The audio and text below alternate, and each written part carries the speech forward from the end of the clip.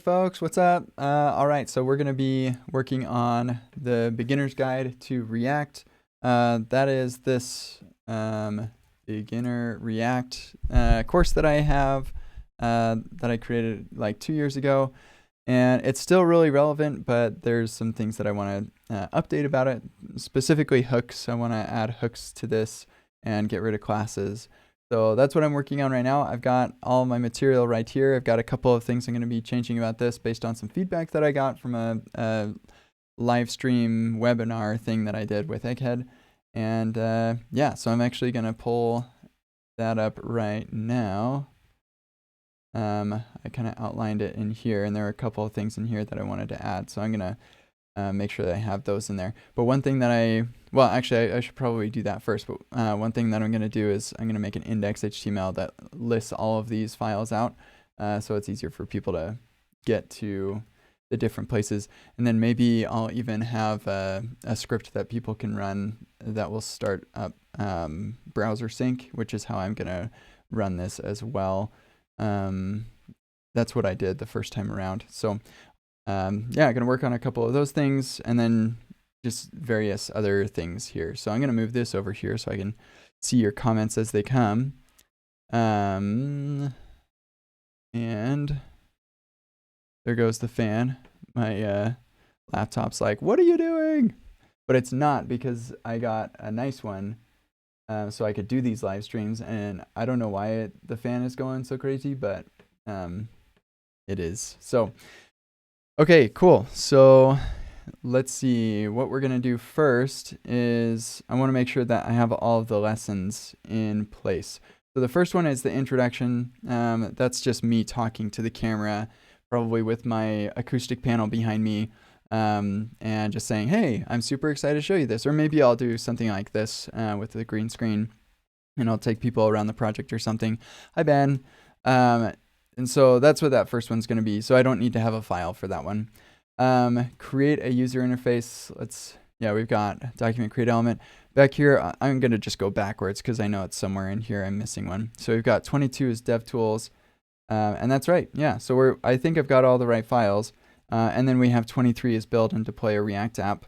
And that one's not going to have an index.html file either. I'm kind of thinking that that one's going to be 2 videos. I'm not sure, because I want to show people Code Sandbox. Like, after you've played around in these index HTMLs, then go to Code Sandbox and you can get really long distance just in Code Sandbox.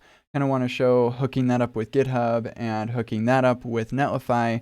But I also want to show downloading it and like click and drag and drop to Netlify, because that's just so easy. So I'm kind of thinking what I'll do is I'll split this into 2 videos, where the first one will be, let's play around in Code Sandbox. Let's download it. Let's run a build, and then we'll drag and drop it to Netlify.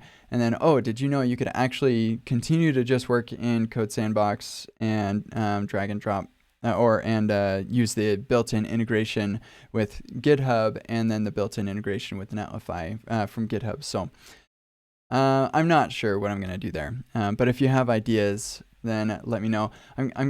I don't want to get too far into this, but I do want to say, hey, now that you've learned the fundamentals, here's where you can play around with it and get it on the World Wide Web. And probably, now that I'm talking it through, I'll probably show Code Sandbox's built-in integration with Netlify. And then, so we won't actually download it. And then I'll also show its integration with GitHub. And from there, people will be able to download it, no problem. This is for egghead.io. The red elephant wants to know. So egghead.io, they're great. Love Egghead.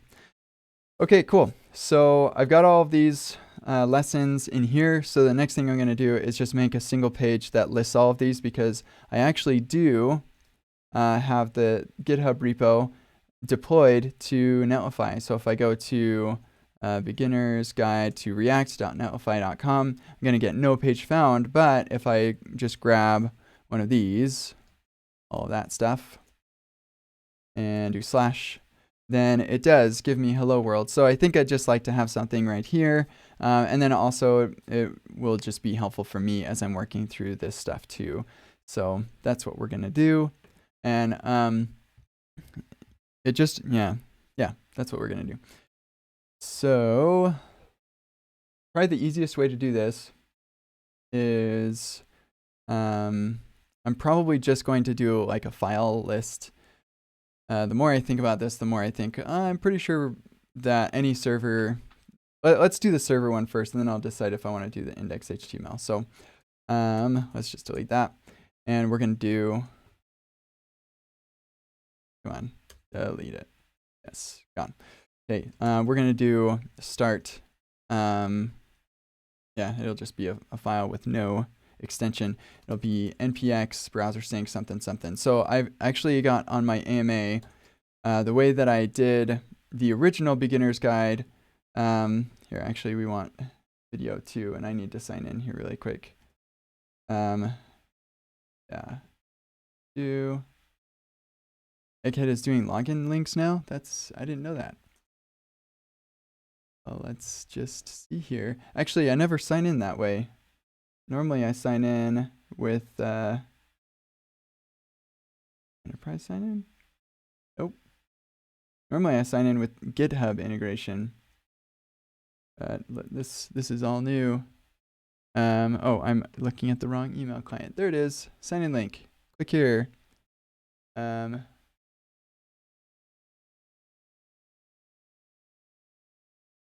it is. Authorize, I guess.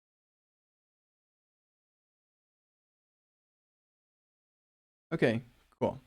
So now I can go back to beginner React and boom, here we go. So right here, I just had a browser sync thing set up. So when I saved, it would automatically refresh. And that's what I want to do for this one. So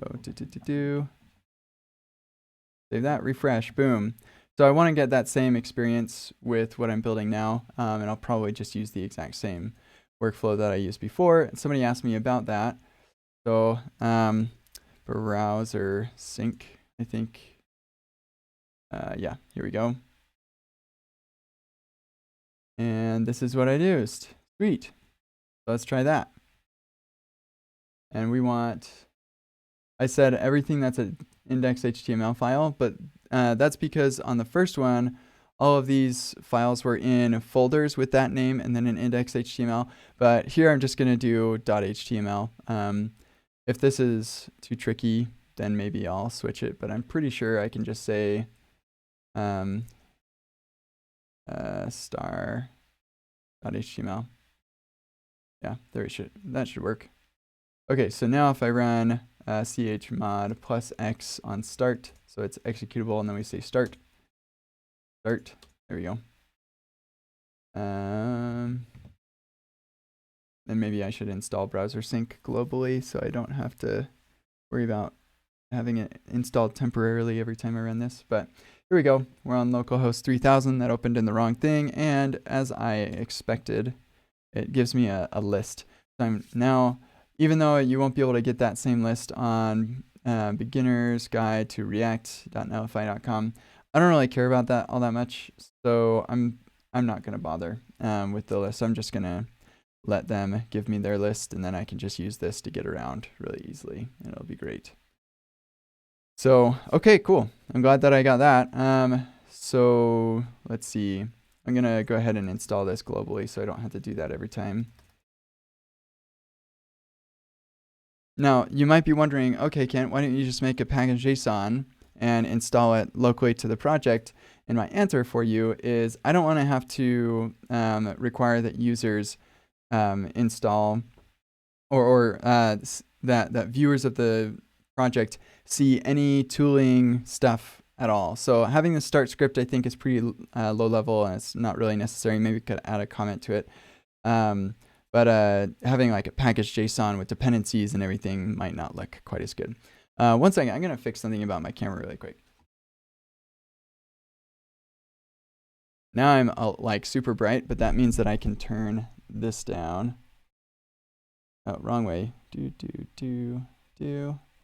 think that looks a little bit better, and in fact, I'll turn it up just a little. That's gonna hurt my eyes.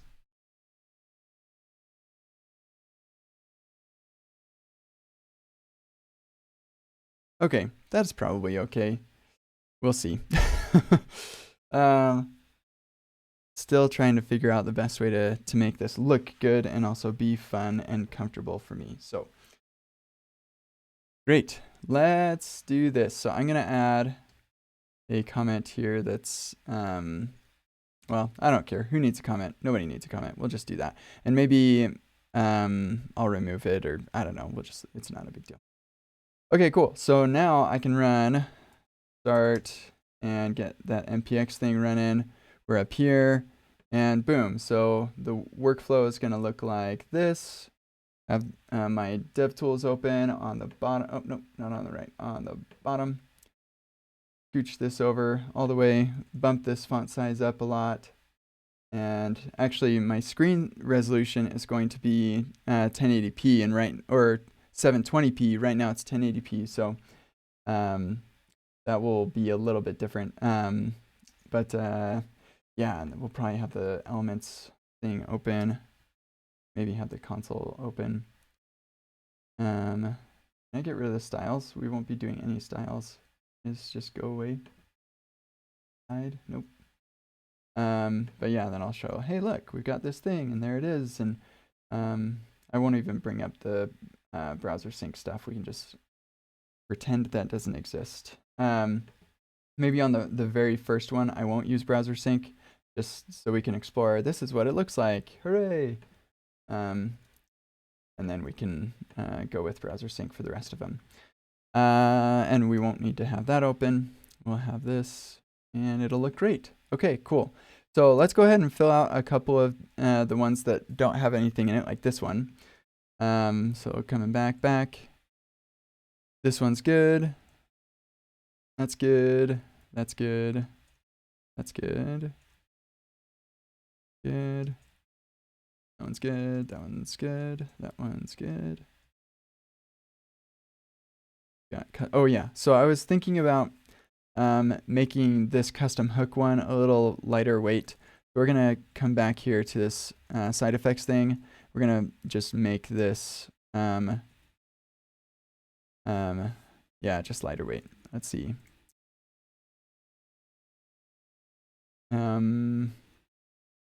Yeah, I don't want to just have a use local storage count, because then that's saying anytime you are using hooks in here, then you're going to want to put that in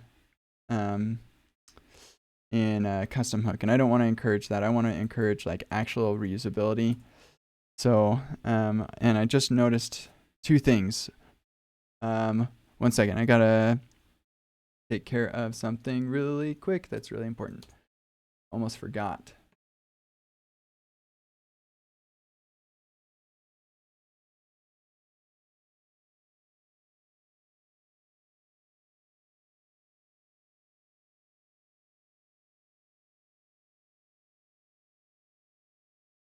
Okay, got that done. Whoa.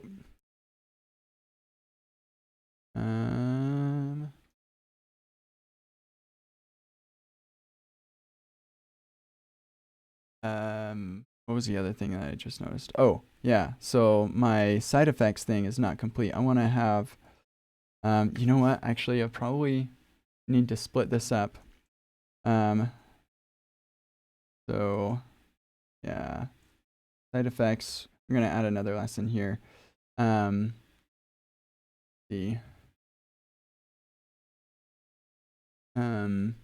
manage side effect dependencies, or use or manage the use effect dependency array. And then also lazily set state, or use a lazy initializer with use state. Those titles might need to be improved, but I have 2 new lessons in here that pushes install DevTools and whatever to 24. So we've got 23, 21. Oh no, that's 22. Ah, what just happened? There we go. And this is going to be 21 and 20, 19, 18, 17, 15. Okay, and then, yeah, custom hooks, whatever, 14. And then side effects, yeah, side effects would be 15. No, 13. And then our state, that was a mistake. Yeah, so actually we're going to put, oh no, we need this to be right here. So side effects is going to be 12. And then let's duplicate, or yeah. Duplicate file. This is going to be 13. The lazy initialization .html. And is that file name right? Or did we have, yeah, okay. And then 13, 14, hold on a second. 15, 16, I missed 16, that's right. You were probably all telling me that and I don't have the comments up. Hey, Kenzie Dodds, I'm afraid I'm not going to finish this live stream, but thanks for this and we really love your work. Thanks, Christian. You don't need to apologize, it's okay. I'm just happy you came. Nicholas loves his daddy. I am sure your dad would love to hear that. You should tell them that you love your daddy. All of you should. They'd love to hear it. Okay. So then we have 14. So we're going to actually let me just do this really quick. Boom. Save that. And then we're going to duplicate 13 to be 14 and effect steps. Thanks. You people are being nice. Kind of make me feel all warm and snuggly inside. Okay, and then for use effect, this one's going to need the count. Ta-da!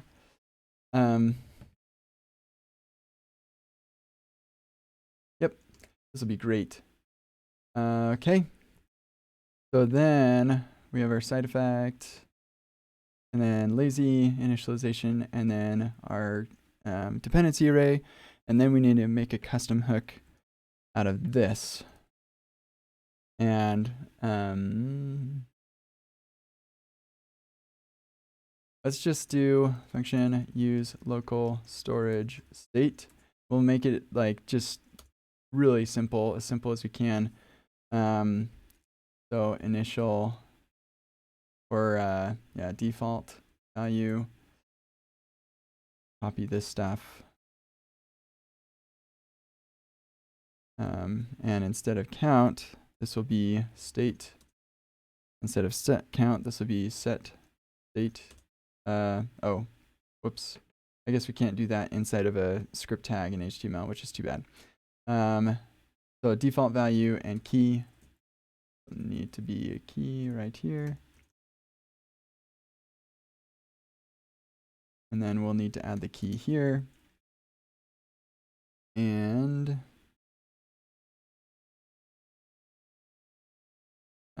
man, if it wasn't a number, and we could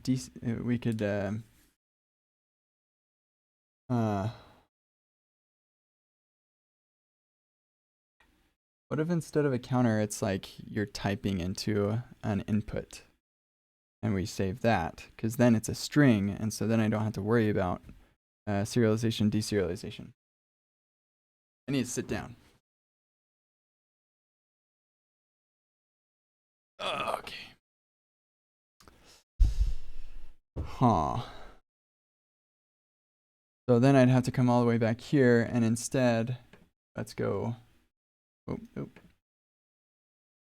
to 0. Wait, where's 0, 2? Hold on.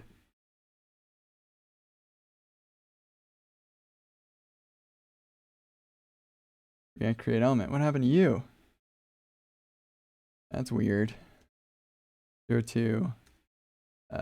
It's called React create element. Oh, whoops. React create element.html. Save that. Refresh this. Boom. There it is. Okay. Whew. Don't know what happened to that, but it's back. Okay, so then we'll come back here. We'll make a, we're going to come to 11 state, make a function, reading, and use state, name, set name, start out as an empty string, return, oh, yeah, and we've got event handlers, we're fine. Return input, or we'll return a form with a label, name, label, HTML4, name, and input, ID is name, and on change, handle change, const handle change, event, set name, event, target, name.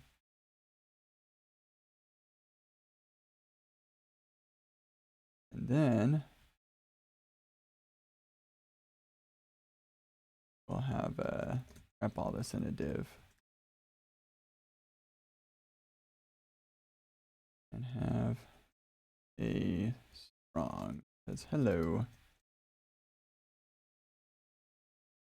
name. And actually we could say name. If there's a name, then we do that. Otherwise, type your name. Say please, because we are polite. Please type your name. Save that, and then we get rid of the counter and instead render the greeting. Int. And change, handle change, event, set name, name. Huh. That's odd.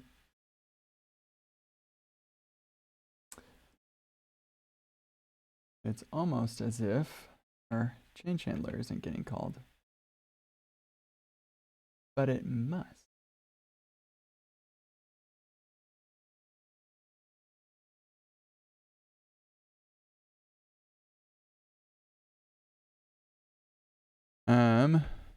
For everyone watching, my theme, you can find it at this URL. I make it a habit to not respond to questions about theme because I just get them so much that I'd spend my whole life answering those questions, but I was just feeling generous. Okay, console. Oh no, I know. Target.value. Psh, what's my problem? Thank you. Hugo just saw that at the same time. Okay, so now we've got Kent. Boy, sure wish that autocomplete would go away. Hello, Kent. Yay. Very good.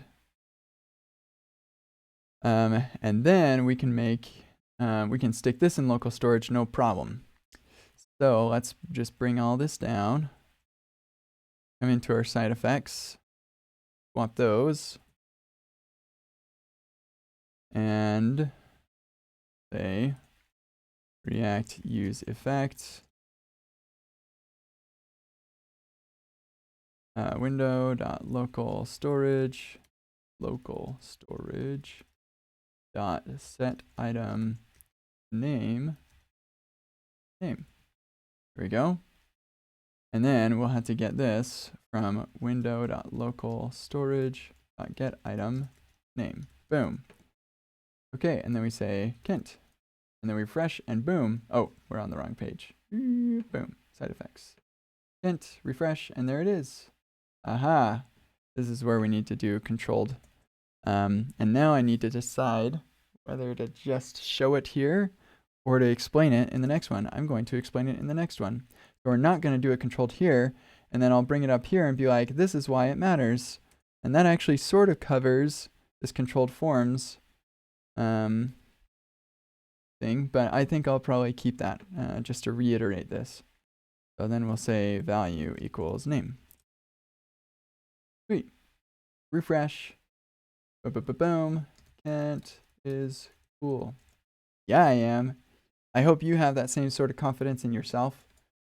Okay, very good. Next step is lazy initialization. And I'm just going to copy paste all that. We'll do an arrow function there. Come to 13, lazy initialization. And Kent, refresh, and boom. Now, interesting. Hence, yeah, okay. Should be the same. Very good. And then we come in here. And we're on 14 now. Oh, whoops. And this one, we're just going to put name. Ta-da. And then for our custom hook, we're going to have function use local storage state and default value and key. And we'll just take all this stuff, move it up here, and return state and set state. We're going to rename these from name to state, set state. This is going to be our key. And so we're going to need the key in here, key and name. And then here we can just remove all this garbage. Use local storage state. Default value is an empty string, and the key is name. And maybe we could even ask for the key first, default value, and default that to an empty string. Oh, you know what I just realized? Right here, what if there's nothing in there? So we need to do this for empty string for all of these. So that's our default value. Okay, very good. Or default value. Here we go. Sweet. And so then our default value can default, and all we have to do is say use local storage state name. And then I can just say if you wanted to support different like objects or numbers or things, then you may need to worry about serialization. But since ours is just a string, it'll work just fine. And I can move on without having to make it uber complex, which it would be. And I've written that and it works fine. Oh, I just realized that I can't say your name. May. Sorry if I said your name wrong. I think I probably did. But you also figured out the target value thing earlier. Thank you. Sorry I didn't notice until now. So great. Now we've got custom hooks. We have the idea. And sweet. I'm actually really happy with that. So for the first time, my first initial introduction to hooks for people will not be a counter component. Fascinating. I really like counter components, but as like a total intro thing, but this will work. Okay, cool. So we've got some CSS here. Yeah, totally centered. Sweet. Okay, coming back. 14, 15. Oh, that was our custom hooks. Let's just make sure it works. It does. Hooray. And then 16. Boom. Look at that. That's pretty. That's just doing this weird flashy thing. I'm not sure what that is. I've never seen it do that before. I hope it doesn't do that for the recording. Actually, I have seen that do that before, but it was also when I was live streaming. So hopefully that doesn't really happen for the recording. But if it does, I don't know. It's not like that's what we're doing here. I just realized my arm, like, it gets cut off right really close to the edge of where my screen goes. And so it's like, what? My arm. I lost my arm. Okay, we're going back. We've got our refs. Tilt ref. We're going to turn current into our tilt node. Some people might look at this and be like, Kent. Why don't you just do .current and call it tilt node? And to those people, I'll say, okay. That probably makes more sense for people anyway. I like destructuring a lot and aliases, and I think it makes plenty of sense, but you know, we'll just make it easier for people. So we're going to get our tilt node. We'll say vanilla tilt initialize on that tilt node. Here are our options. and then we'll destroy. Yep. And yeah, and that'll teach people how to use refs. At least with DOM nodes. And that's actually what here actually let's take a look at what I titled this lesson. Manipulate the DOM, yeah, with refs. DOM refs. Just to make it a little bit more clear what this is all about.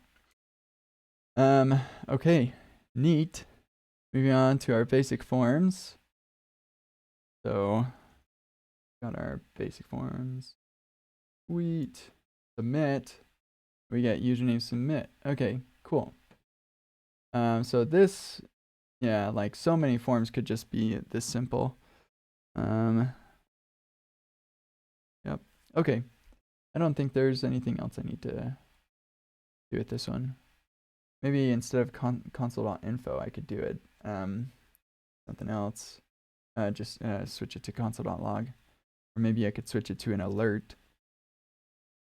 Yeah, let's switch it to an alert. Find console info, switch it to alert. And actually, because alert only takes one argument, I believe. Alert. Yeah. So then we'll say alert username. And we could say you entered username. There we go. Place all those. Destructuring for the win. All right, sweet. So then if I submit, and there, you entered sweet. Nice. Then I won't need to have my DevTools open, which will be even better. Okay. Kind of wondering if maybe I don't need to have this app component at all. But I do kind of use an app component for some of the later ones, and those get a little bit more complicated, so I'll keep it around. I think it's fine. Okay. Ooh. Sweet, so that's basic forms, dynamic forms. App is not defined. Well, sure is a good thing that I'm looking at this now. App, there we go. And min width. Let's get rid of that. Nobody needs that.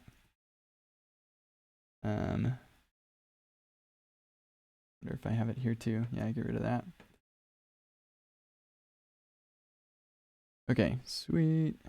Move this over.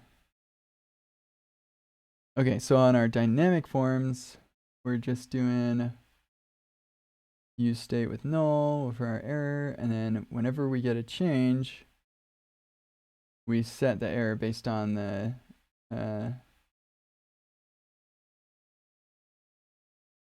yeah, this is a problem. I guess it's okay.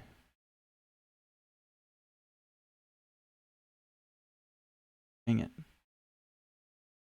it. So this is how I would write. I'm going to copy this just to save it really quick. But this is how I would normally do that these days. Let's say we still have the... Yeah, so instead of error, I'd have a username, set username, initialize to empty string. We'll set the value to username. And then on change, we'd say set username to event target value.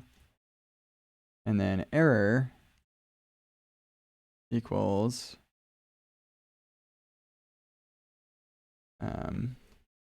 this. It's derived state.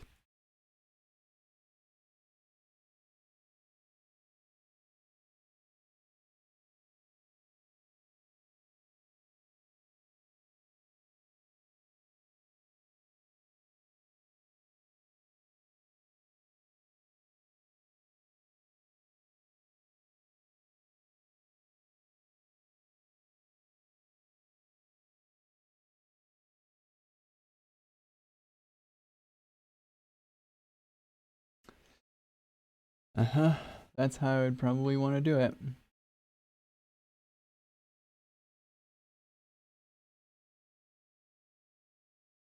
And so we don't get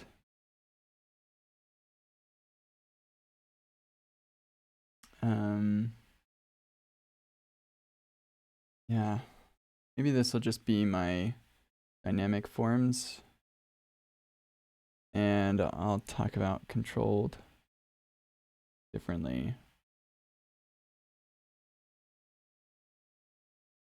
Or it can just, yeah, this is fine. This is just how I'll teach it. So we'll go from the basic, and then we'll make it controlled. Now see, because I made it controlled like this, because then I could say, you don't always need to control it. You only really need to control it if you want to change it. So I guess what we could do is we don't have to have the value set.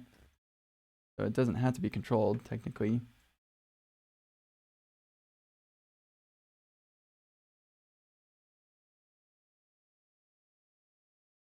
And then when we get to 19, it would just be a matter of adding. Yeah, okay, maybe we'll do that. So here, we'll copy all this stuff. Well, actually, no, we want to get rid of all the error stuff, because we're like, first we'll show you an error if you typed it wrong, and then we'll actually make it so you can't type it wrong, so we don't need the error stuff. Because we will control that value. Yeah, that'll work. That'll work. It's fine. Yeah.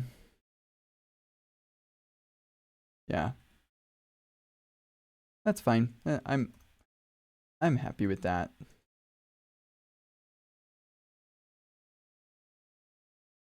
Yeah, okay, cool. Let's see. We've got DOM refs and error boundaries. This one's new.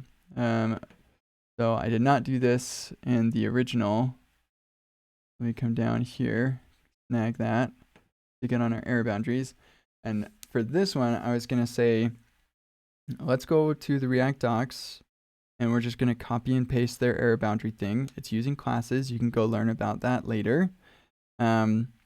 But the way that it works is this class component has this special lifecycle method. Boy, I sure wish that they would make it so you could make a component to catch component without classes. That would just be phenomenally awesome. Like, why can't I make it a static property and just say, you know, this component catches? I don't know. I don't know. I haven't thought too much about it, but it sure would be nice if I didn't have to have a class component for error boundaries. In any case, we've got to make an error boundary. So let's go to the React docs, and I'm going to borrow their error boundary, because that's what I'm going to do in the video. Error boundaries.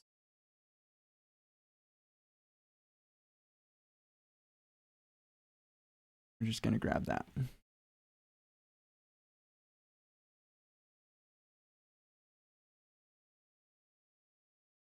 Okay, cool. Here, let's come back,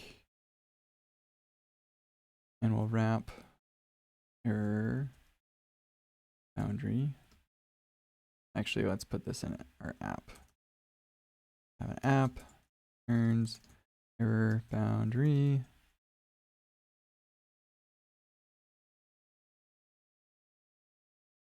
And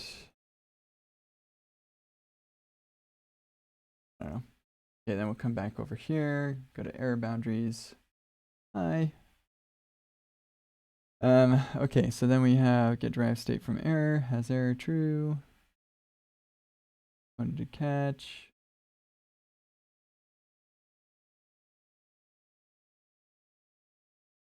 Okay.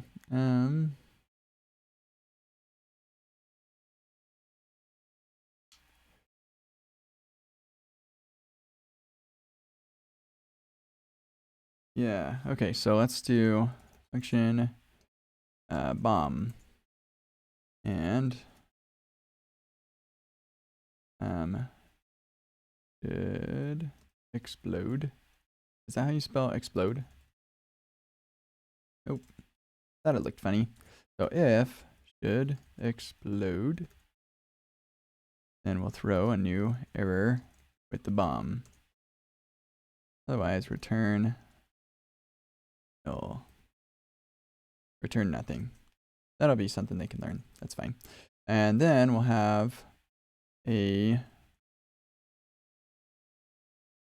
should or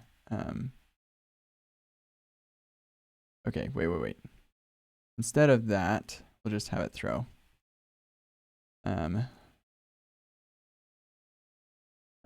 Explode. Set explode false, and then we'll have a button. You click button on click. Set explode to true. Bomb. Here, and actually we'll do explosion. Oh no. There we go. So it's more clear what's going on. Then we'll have this explode. And we'll render the bomb. Otherwise, render nothing. And actually, I'm thinking, what if instead of putting the error boundary, and this is actually something I could probably show in the video, is like positioning of your error boundary. And ultimately, we'll just put the error boundary directly around the bomb. And then instead of set explode to true, we could say, oh shoot, you know what? I just realized state, this state updater function. So that was one nice thing about the counter, is that I could say, you know, previous count, then previous count plus 1. But here I can't really show that, like, or there's not any reason to show that. But I could teach it right here. Dang it.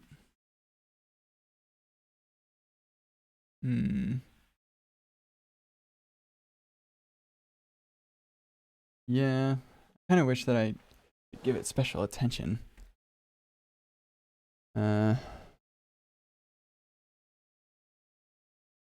It's not used all that often, so I don't think I will. But I will show it here. So we'll say previous value.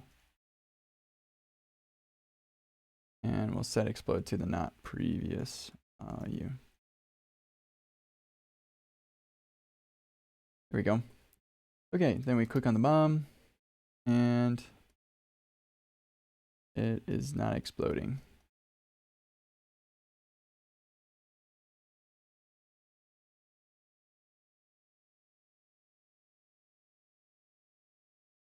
Here. And this is standard syntax now, so I'm gonna change it, and I'll just say, I'm not gonna copy it from the React docs. I'm gonna say, maybe I'll just teach it how to make it. Just assume you know how classes work, and then at the end of the video, I'm gonna say you should just install this module instead.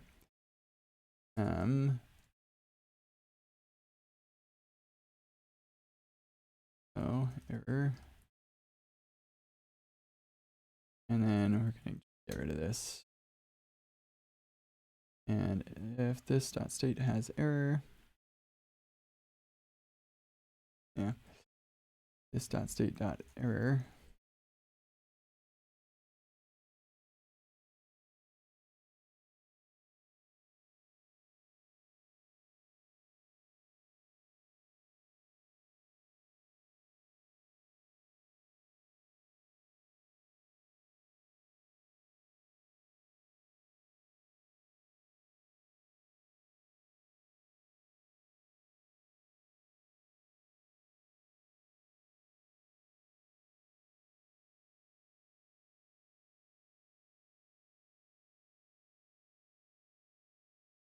Okay, click on that, and it should re-render. It doesn't. Huh. False. Clicking on that does nothing. On click. Did I spell that right? Oh, wait. Haha. This is the event. We want retrieve value. That's our toggle. There we go. Boom. Oh no. Very good. And we're going to put this in a p tag. Space.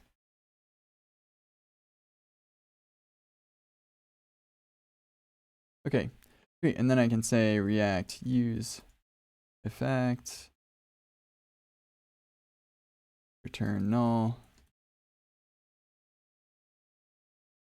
Be like, yeah, that'll happen in a use effect, or if it happens in a use state, and that throws an error, then you'll get this, and I can just show all the things, so that'll be fine.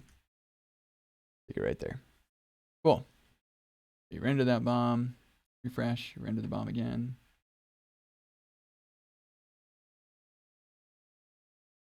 And instead of oh no, I'm going to say kaboom in all caps.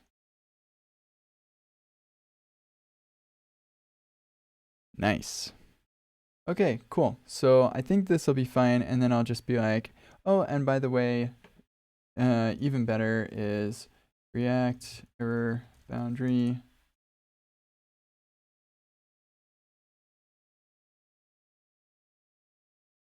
And maybe I'll show this.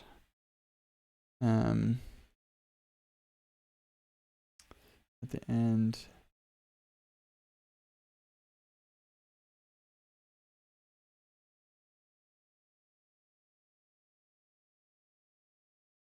Here, and actually, you know what I'll do? I'll make a function fallback error fallback error.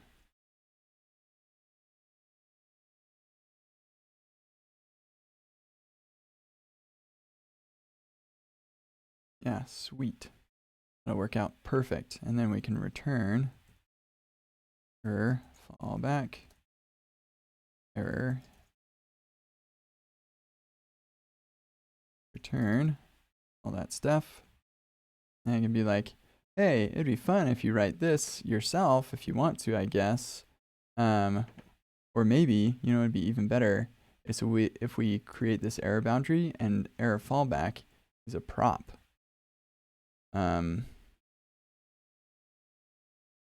But then people might start getting kind of confused. So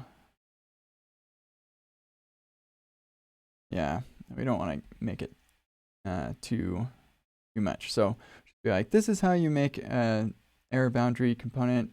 But if you want to make your own, then use React error boundary. And I don't even know if they support UMD. Let's find out. We go here. We got our dist directory. UMD, sweet, they do. Thanks, Brian. So here we are. Copy that. Script. Source. That is my source. And then we'll say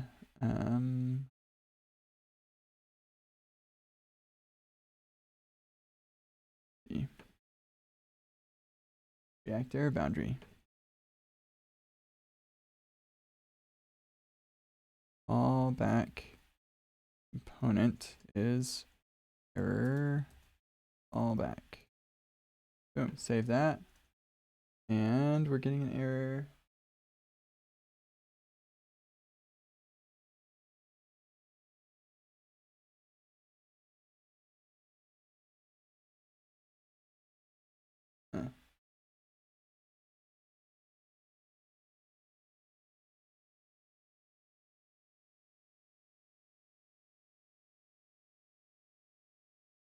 Something's wrong here. React error boundary is not defined. Is dot deep boundary. Error boundary. That's probably what we want. So say this, point that out. Const error boundary equals that. And then got error boundary right there. And it works. Kaboom. Very good. Okay, so in that case, I'm kind of thinking maybe we could do this dot props dot fallback component. And we have the exact same thing, except the React error boundary will do more stuff. So I wonder if we just build this together and be like, and if you'd rather not type that yourself, you just install this module and you can do even more. So then they'd have to see this, but you know what? That's okay. I can explain how this works in the video. And here we gotta get rid of should explode.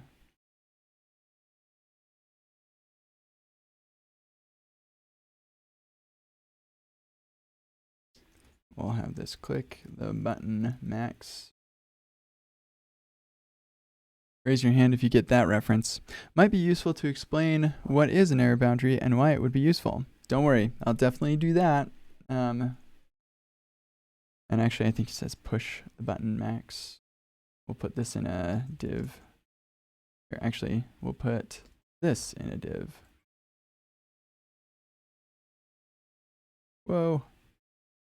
And we'll put this in its own div as well. Just divs all over the place. That's what I do for a living. Put divs everywhere. Push the button max.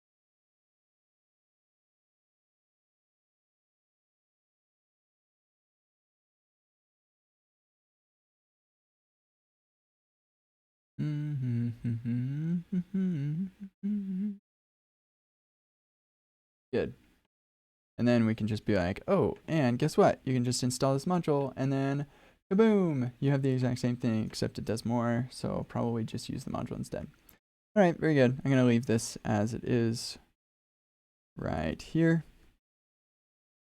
And, or you know what? I'm going to leave this at my recommendation. There we go. And moving on to the next. Rendering lists. This one, this one's more of a demo, but it's all done. We're good with this, so I'm not too concerned about this one. Lifting and co-locating state. Yes, this one is, what was I going to do? So I was going to say we have 3 components, and one component has some state. The sibling component needs that same state, so we move it to the parent. And then we decide later that the sibling component doesn't need that state anymore, and so we move it back. And that's co-locating state. So, what would that state be? That is the question. Is there a reason you prefer using divs over something like fragments? It's probably just because I've been doing this for so long that I don't default to fragments. And but I am teaching about fragments. Actually, in the last case, the reason I wanted to do divs was so that it would display block the button, and I didn't want to do styles. So I wanted to make sure the bomb button was on a different line from push the button max. So that's why I put everything in divs. Okay, so we could have one component where you type your name, and another component where you another component where you type a number, and then a third component that displays, like, you know, your name's favorite number is, and then the number. And then we could say we no longer need to display what their favorite number is. We're going to co-locate the favorite number state. Okay, that's what we'll do. So let's do a function called app. That's going to return our div A request has failed. Oh no. Sure hope that doesn't happen during my recording because that's super annoying. Okay, we got a div, and then we're gonna have one that's name, number, or favorite number, and play.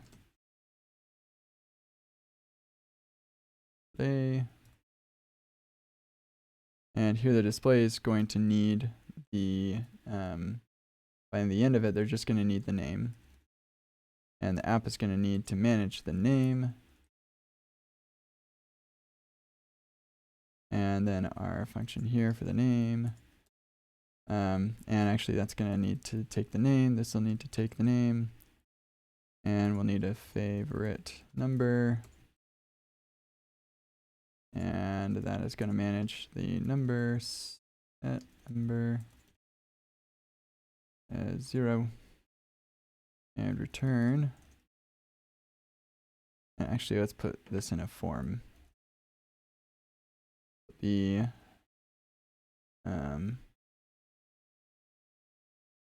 div with a label favorite number. Input type is number.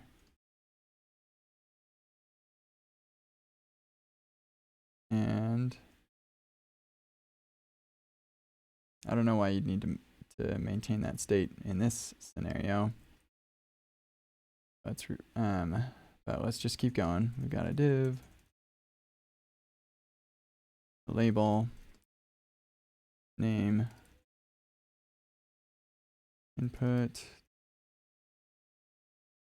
and that value is going to be name. And then this is going to be handle name change, or on name change. On change, on name change. And then we'll pass name to name and on name change. Event that name, oops. And target value. And play will return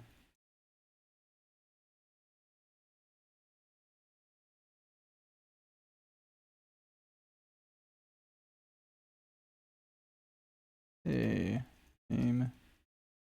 You are great. That's what I'll end up with.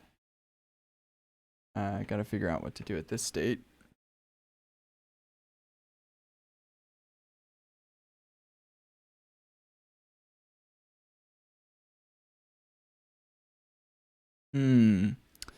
So what are we gonna do next?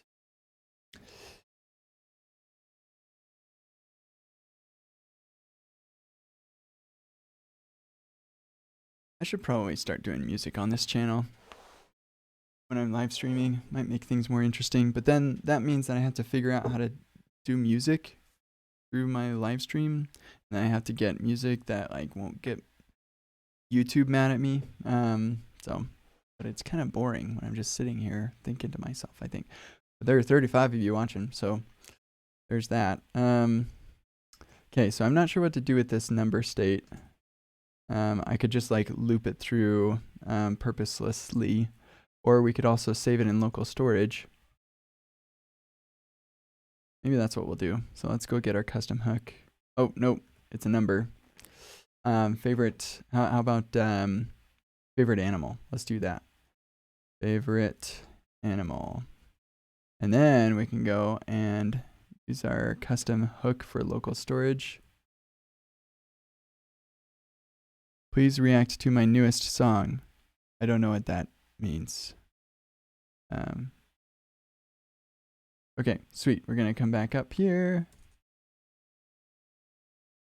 and use local storage state. And that's what we're going to do for name. And then we'll have use local storage state for number. Here we go. Then let's come back here, going to 22. Hey, Kent, you are great. Refresh, and nope. Oh, gotta say value. Here's the number. Except the name doesn't appear to be getting saved in local storage, so that is interesting. That should be getting saved.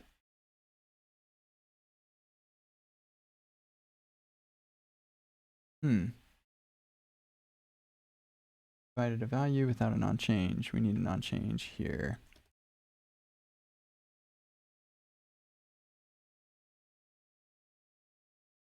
That number, oh, and these aren't numbers actually, to event, target, value. And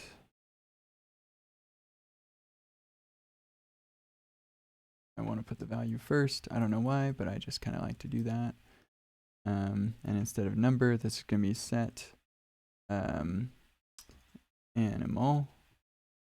This be animal. And this would be animal and animal. Okay, sweet. Okay, so that's not working.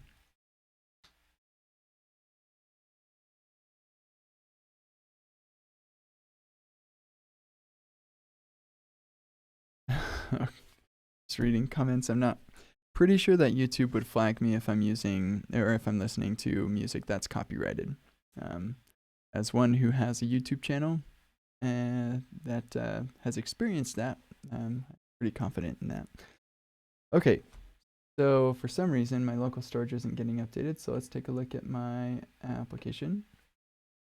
Local storage. Got a bunch of stuff in here from all the times that I've taught stuff. So now we're going to type in sweet. It's not getting saved. App name, local storage, date. Oh, wait.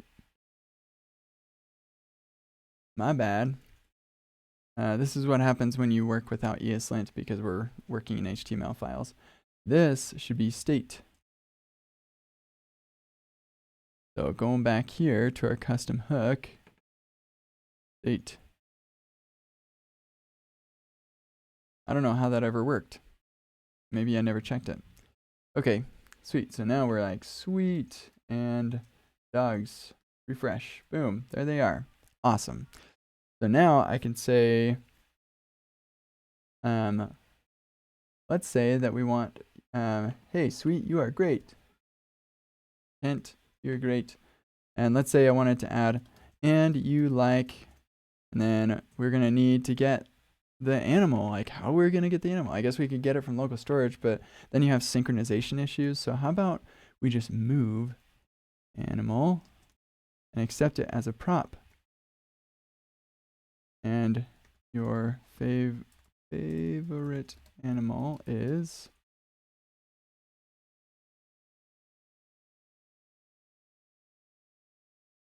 no, and you like, yeah, that'll work. And you like dogs. There we go. And then, well, how are we gonna get the animal? Because it's managed in here, and so then you're gonna be like, wow, let's just move it there. And then this will need to accept animal and on animal change. Yep. And actually, where I think we'll probably start with this is each of these will be managing their state by themselves. We'll move them both to support this new display component. And then we decide, actually, we don't want to display the animal in here. And then we'll move it back. Okay, cool. So coming back at our resting place for all of this.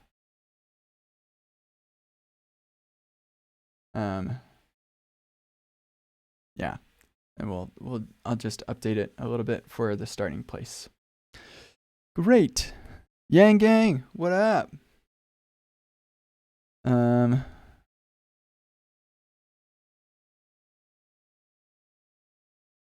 It seems like you did not handle name at use local storage state.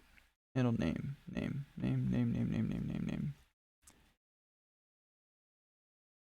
Name is being handled by use local storage state. I'm not sure what you're saying. You may need to give me more info.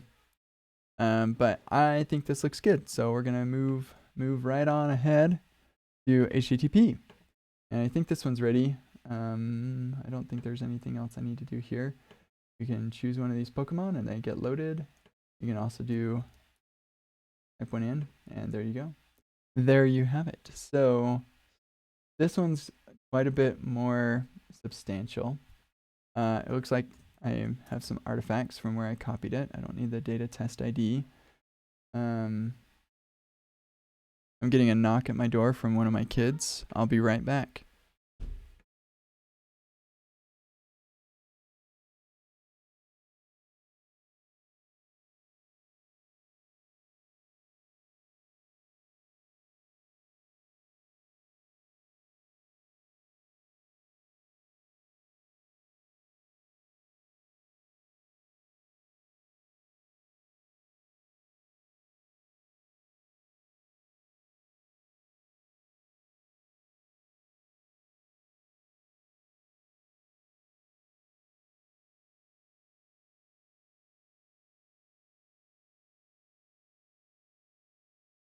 Yeah, he just put in the batteries backwards in his remote control car. Needed daddy to put it back in the right way.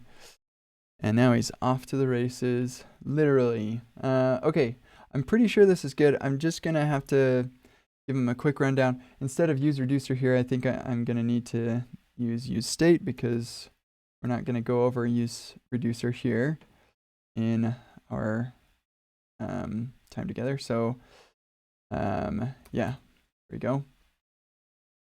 And we've got our state and set state. We'll call this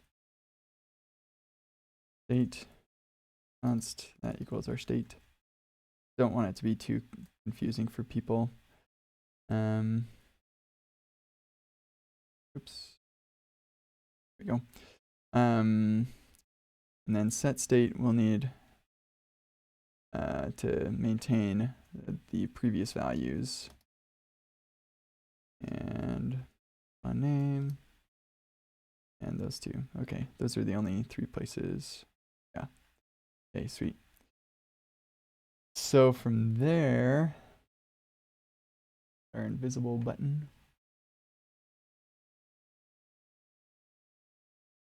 And I think you will just get rid of this. And you won't be able to click on these things.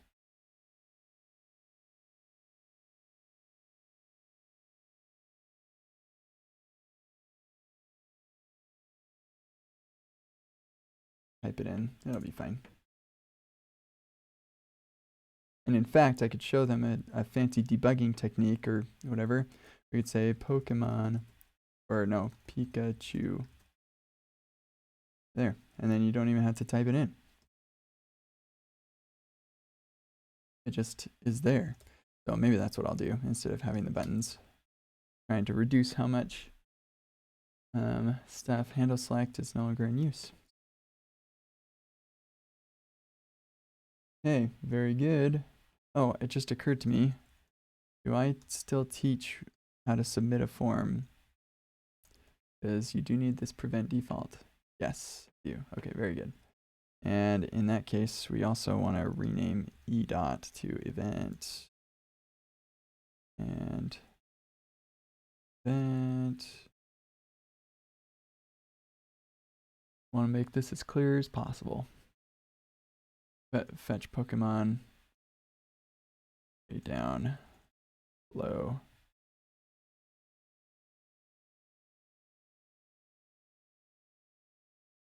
Go.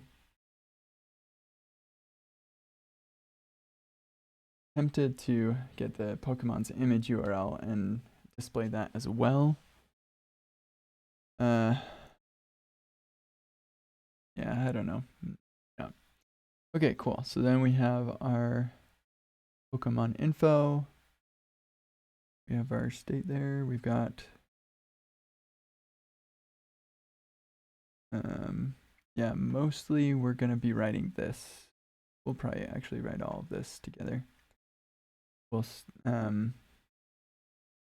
I'll probably review how I taught it the first time.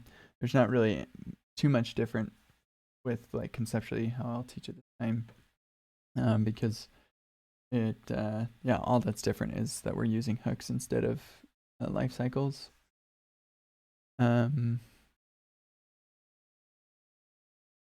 Maybe I should handle the whole now, like if you do go network low, do mu2 and do mu, you know, it shows mu2 and then mu. We don't want it to do that. We don't want to set the state.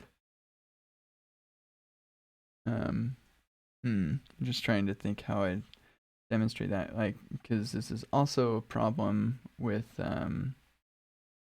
yeah, just in general. I think I should probably teach cancellation or not cancellation, but the yeah, I would need to do that in a separate video. So how would I word that? Because it's not cancellation necessarily. It is, well, and maybe we should do cancellation. I don't know. I feel like I'm getting too deep. That's as deep as I'm gonna go. No, don't want to get too deep. This course is already pretty long. Okay, cool. So I think this is going to be good. And then DevTools. So maybe the DevTools will just build on top of what we have here because we have quite a bit of state going on, stuff we could explore. So let's look at what the DevTools show us for this. Components, Pokemon info, and app. App has a hook for state.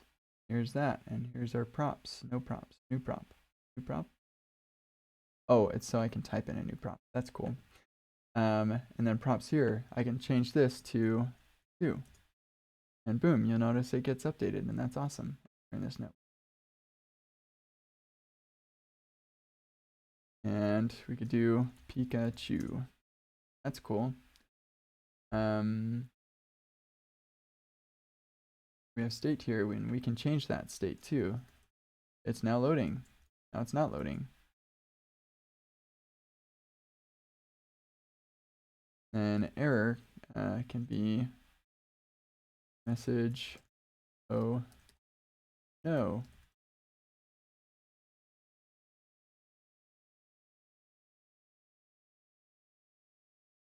Man.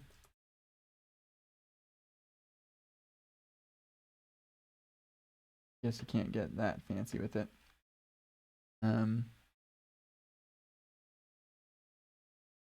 Here, actually, let's thing. And get that. Oh, and enter valid JSON. Sweet. Message. Oh, no. Boom. Cool. That's nice. And then we have an effect, but we don't have any label for it or anything useful. But then there's also this. We can show the theme and compacting. Oh, I update component render. Cool. They added back. Cool. Maybe show that. And component stacks to console warnings errors. So that's like our bomb. I didn't realize that's what the dev tools are responsible for that. Let's verify my thing here. So if we go to our console, we press that, we get our component stack, and that is coming from backend.js, which is the file from the dev tools. So nice, that's interesting. I didn't realize there.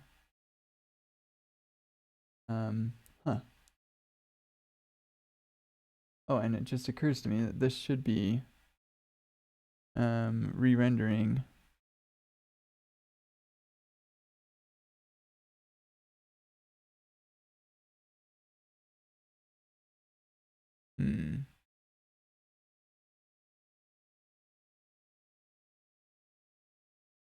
Oh, it's because we never like clear out the error. Huh.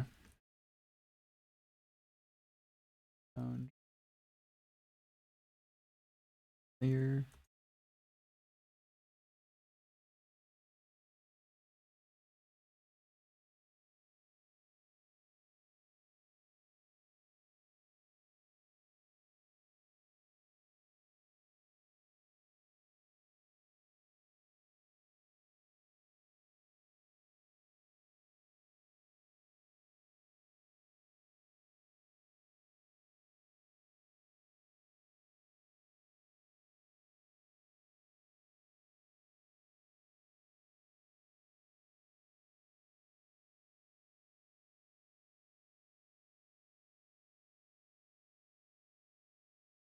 Oh, that's interesting. He turned off issues. Oh.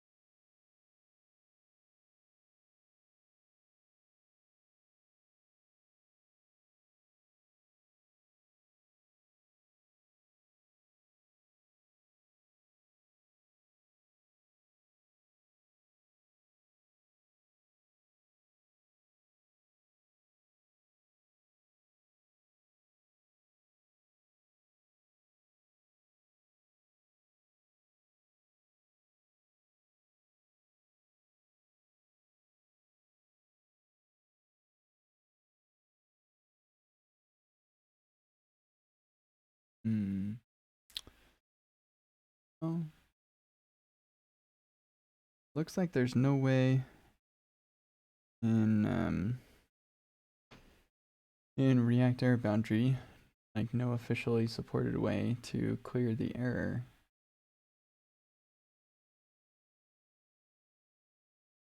Fascinating. I could think of a way because on error is called with this, so then you have access to the component instance, and you could call set state to clear the error yourself after like a timeout or something. Or you could, I guess, pass a ref to error boundary. Hmm.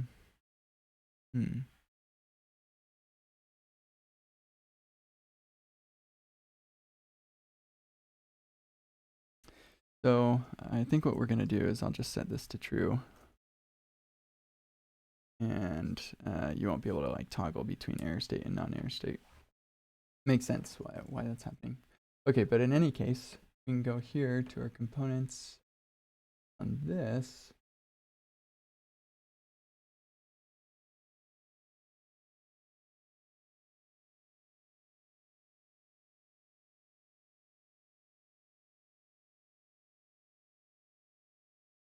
Okay, that's interesting. Good. So actually, let me just wanted to verify one other thing. We go to the components.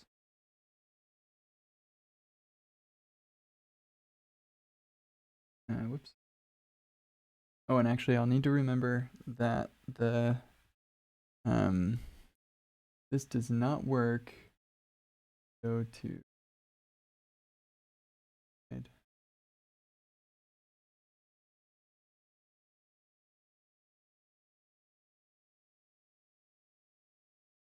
yeah, DevTools does not work with a file URL.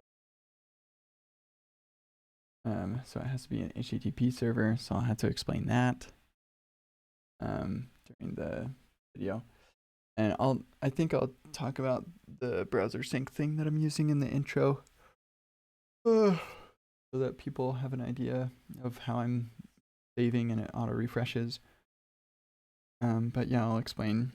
You can't just pull this up as an index HTML in your browser and have the the dev tool is working. So, okay, but yeah, here we wanted to verify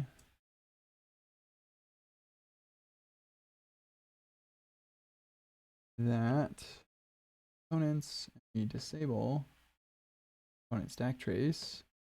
This. Oh, we still get a component stack trace. I wonder if maybe that isn't available.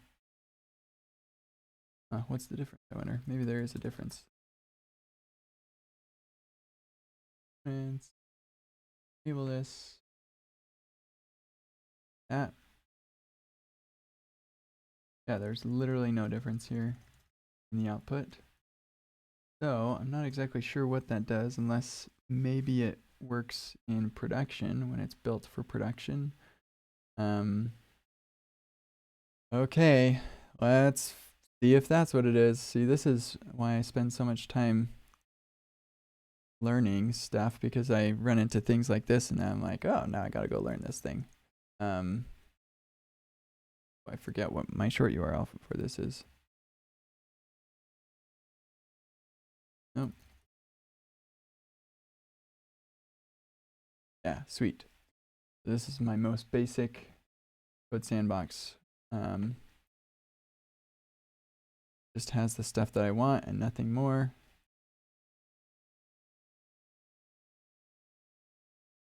And we'll comment this. Boom. There we go. Why are we getting wigglies? Unreachable. Yeah, okay. Oh, boo. Whatever. Okay, so then we pop this out. And we click on our components and make sure that is enabled. Sweet. Push the button and boom. We have our stack trace. Fine. And they have all kinds of who knows what they're doing there. But here's what I wanted to know is, what if I deploy this to Netlify right now? And we have a production version of this thing. Because that's kind of what I'm thinking, is that in production, React will not log the stack trace, but the dev tools will log the stack trace. So, waiting for the build to start. It's going to start in a little bit. Should I have now race with Netlify? I don't know. Let's just try it. No, I don't want to do it. I don't. It's fine. Who's going to waste those trees? Actually, why don't, if you're watching, you've been sitting watching for a while. I've only got 20 of you left, but hi. Why don't you take a, stand up, take a quick break while we're waiting for this. I'm going to go grab a little snack.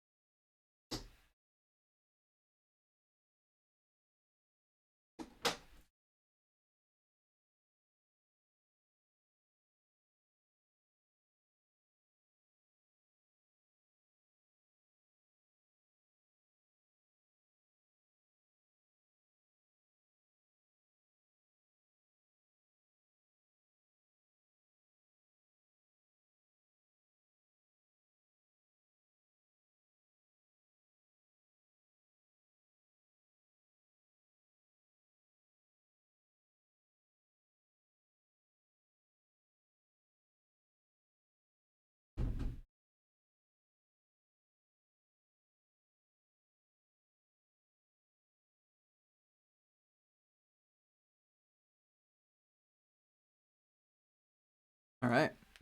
Sweet. Things installed.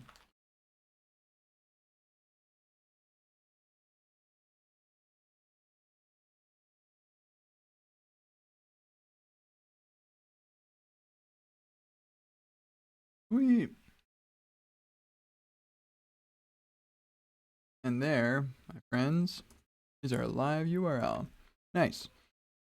So React is in production mode. We have append. We click the button. And we get a kaboom.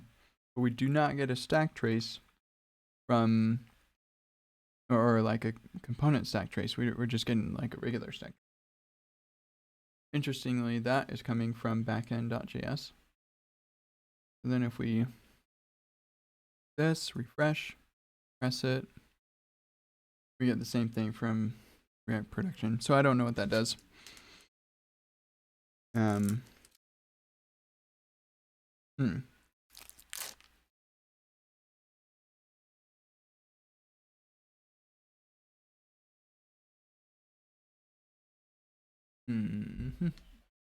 right, let me finish my snack.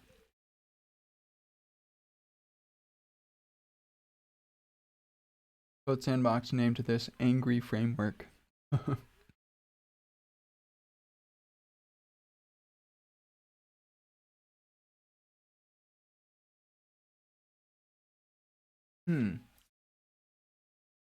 Well,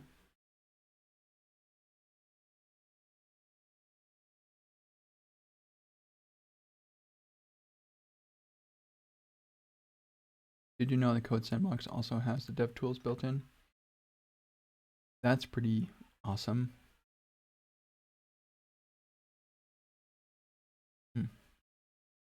Doesn't look like they work quite right though. We have 3 apps in here. I actually don't think that that's the devs tools. I think that's just some weird stuff that Code Sandbox is doing.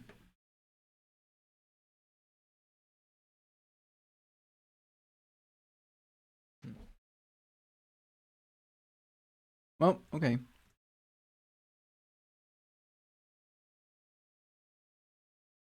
In that case, when I talk about this, I'll probably just say that it gives you more information and just hope that what I'm experiencing right now is just a bug or something.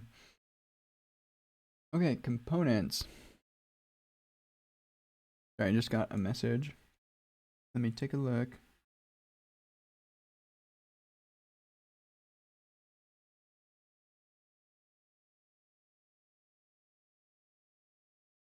Guys, welcome to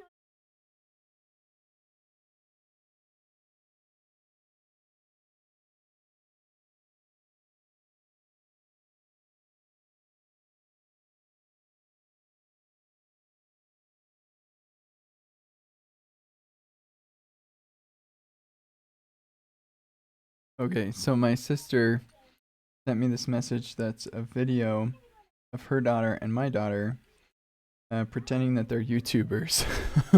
They're like 5 and 7. Oh, that's hilarious. They stole my sister's phone to make this little video.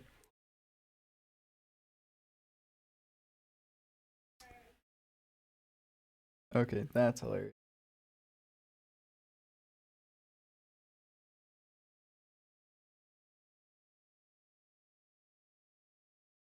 Okay.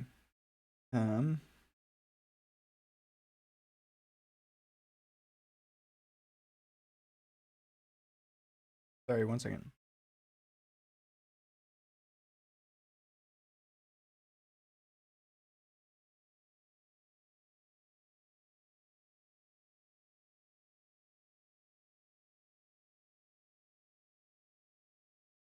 Okay.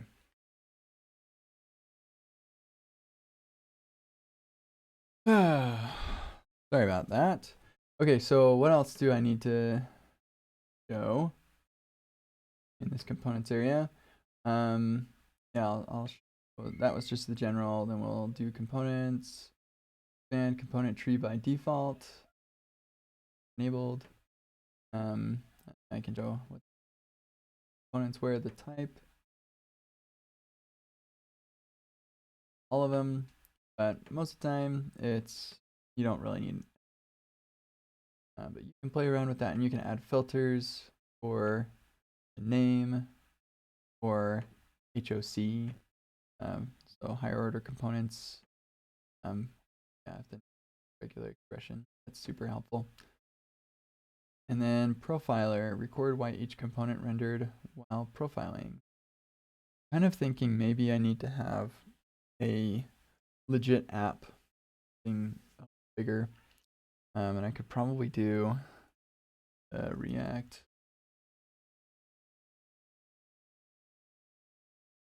thing Login, ABC. I can't remember. Register.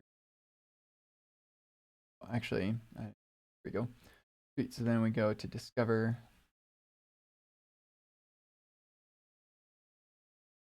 Components. And this is the production build, but see, like, we've got so much stuff. Oh my goodness, what do we do? Here, let's actually go to a book that here.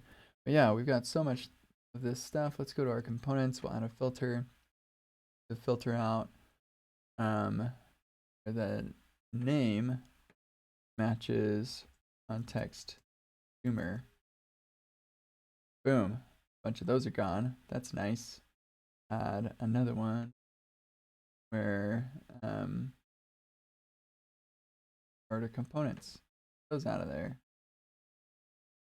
Do another one where location was. I don't know what location. Oh.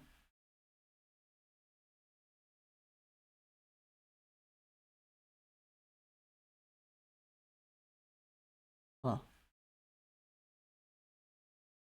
Yeah, I don't know what location to find out. React.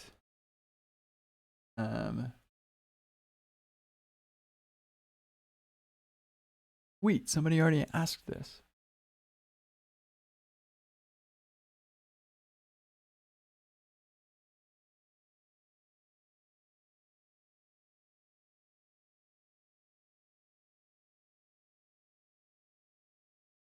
Nice. Okay, so in that case, I say filter. Well, that won't work. Not here. It has to be. Okay, so I think for this one, I may end up not doing it in here, and instead doing it in my in that bookshelf app just locally. Because then I can show off some more of that of what's possible.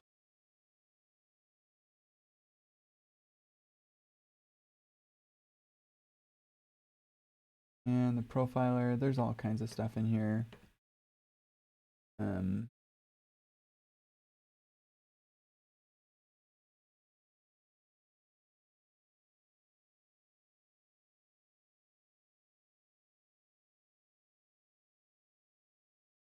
Yeah, I'll just give like a really quick overview of this stuff, and I'll do it in that bookshelf app. Be a lot better. Probably won't be able to cover a whole lot, but I'll just be like, here are some things that you can do in the dev tools. Definitely get them installed. Or maybe I won't even do that. You know what? Maybe all that I'm gonna do is show people how to go get them and install them, and then they can play around with it themselves. Yeah. I just don't want to go too deep on any one thing, and if I try to like, and here are all the things you can do just really fast, then it will just be really fast and it won't be helpful. So that's what I'm gonna do with that one. And yeah, and that's all. Sweet, we're done. So I think I can start recording. I don't think there was any extra work that I needed to do. So let's clear this. Git commit, ready to go. Push, and then tomorrow, maybe even part of today.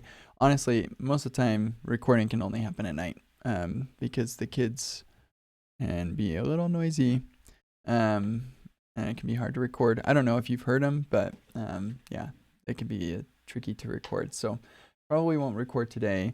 And so I'm gonna actually move on to the next thing that I have, and I'll just keep going with the live stream. Whoa, James, that was nice. James just sent me 50 pounds. That's awesome. Thank you. That's super nice. Wow, where'd that come from? That was nice of you. I didn't think that this was all that interesting. But thanks. Okay. Wow, my heart just is feeling good. So we're gonna move on from this update because I don't have anything else to do here, to open source stuff because I have plenty of stuff to do there. So let me come over here. Looks like we've got some TypeScript stuff going on here. I already reviewed it. Build failed again. Take a look. Yeah, nothing happened since then. So I don't know. We'll have to figure out what that build is. Wrong with that build. Let's take a look at this.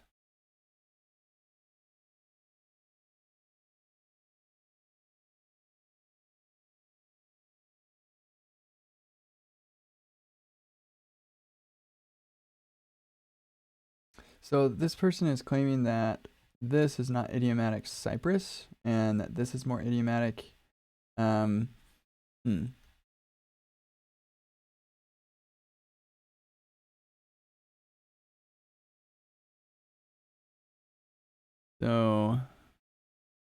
let's look at their now let's see if I can do the kitchen sink. And we'll see what their kitchen sink has. Here, let's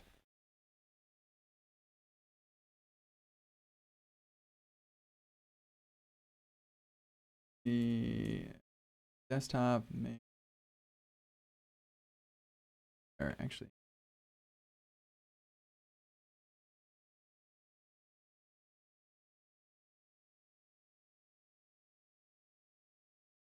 okay, sweet. So I've got this. We're gonna npm install Cypress. We got Cypress installed, and then we'll run it, and it'll start up a kitchen sink for us. So we'll do Cypress open. Wait.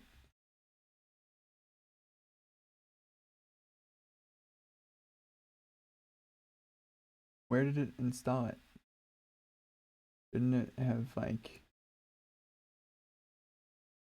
Okay, npm init. Yes. Try that again.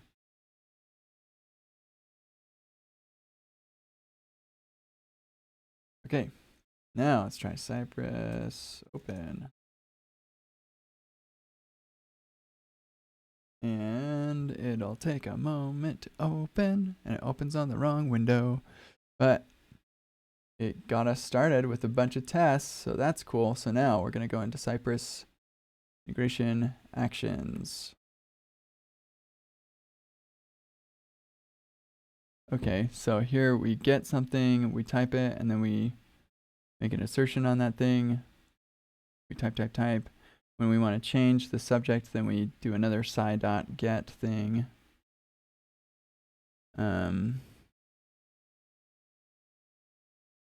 Yeah, I think they might be right. Criminy. You mean to tell me that I've been writing non-idiomatic Cypress for all this time and nobody told me? Boo.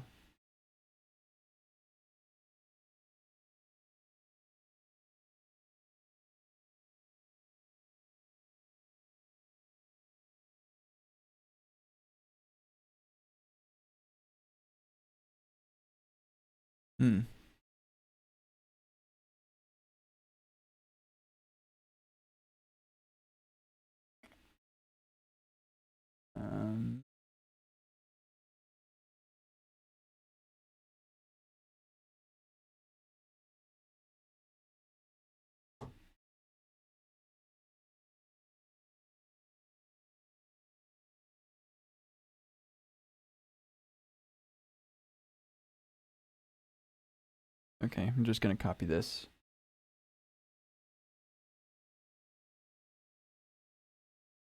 Oh, I hate it when I'm wrong, but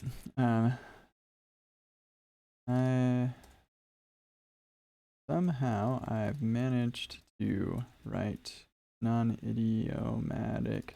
I don't know how to spell that word. Non-idiomatic. Yeah. Cypress for years and nobody told me. I just checked their kitchen sink example and boom.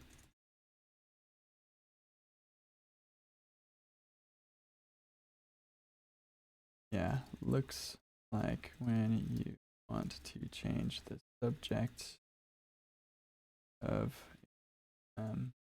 the chain, Cypress, in this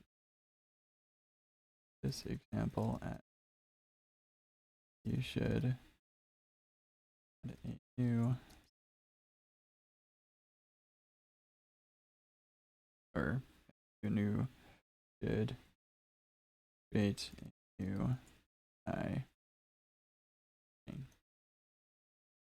This is unfortunate for me because I've been doing it so long and I've taught thousands of people to do it the way. But I think you're right, and what you have described is probably better. It just means I have to re-record a bunch of Cypress on testing javascript.com base palm.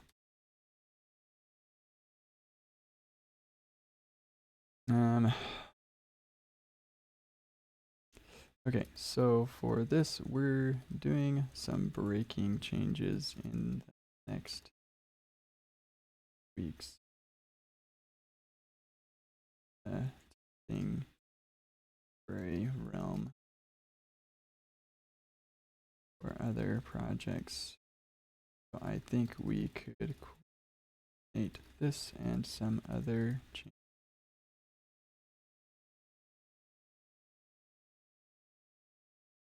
at the same time.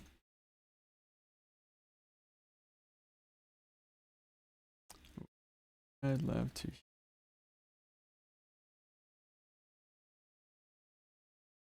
Boy, that is so unfortunate. It's just barely updated. Man. You know, so there was I've gotten this blog post. Years is the short URL. Misunderstanding ES6 modules, upgrading Babel, tiers, and a solution. This was me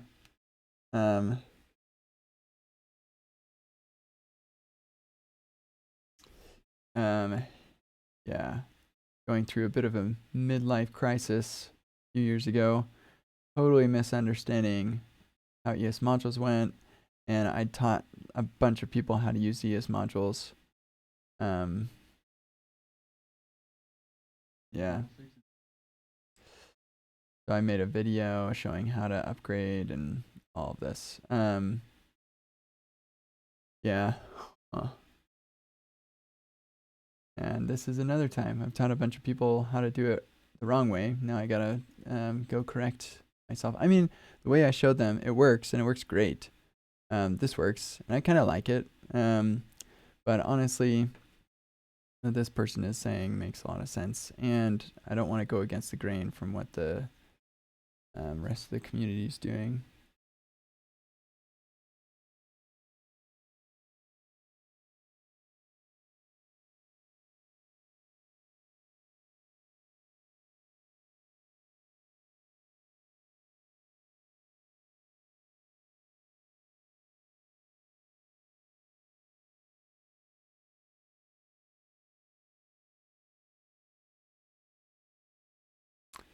Yeah.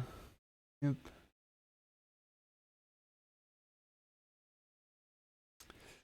I'm just super bummed about that. What a total bummer. Okay.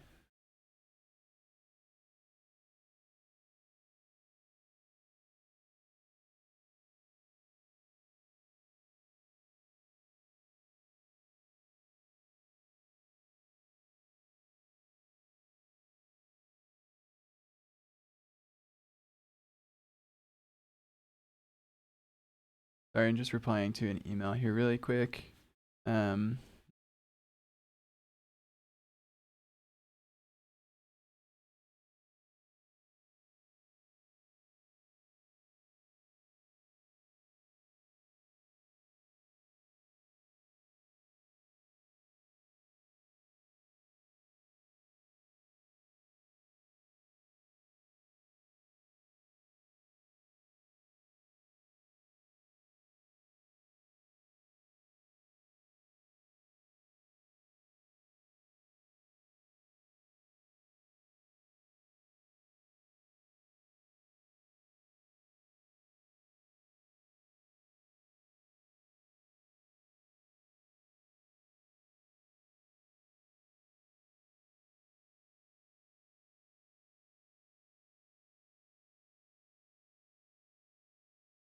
Got another thing here. Oh, okay, that makes sense. Yeah, that makes sense. Okay, cool. Hopefully that fixes things. Actually, I should probably view this and say that it looks good to me.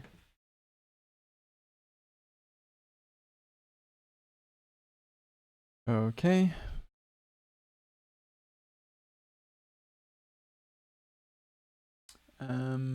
Huh.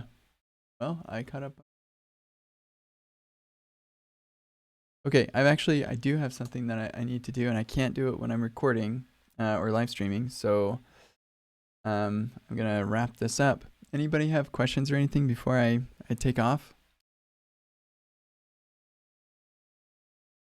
You want to ask me about Andrew Yang and how he's the best thing that could happen to the United States of America? Okay, I'm gonna leave. All right. Hope you all had a fun time, and I think you're awesome. Especially shout out again to James Craig. That was super nice. I don't even know what to say. So, all right, we'll see you all later, and I'll probably do some more of this some other time when I got something to work on. So, peace out.